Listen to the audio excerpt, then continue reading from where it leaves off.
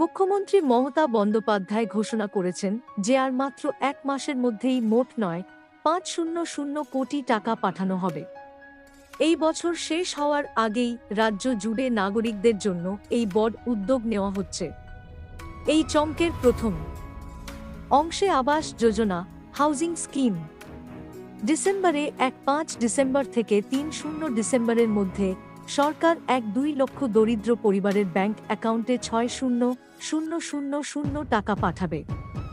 এটি আবাসন সহায়তার প্রথম কিস্তি এবং মোট পরিমাণ হল ৭,২০০ কোটি টাকা।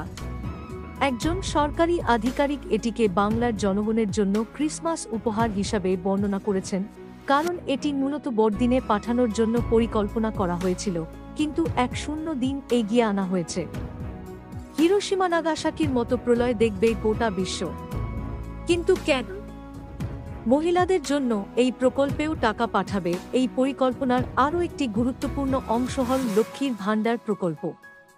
ডিসেম্বরে সরকার এই প্রকল্পের অধীনে ২ কোটি মহিলাদের জন্য ২,৩০০ কোটি টাকা বরাদ্দ করবে।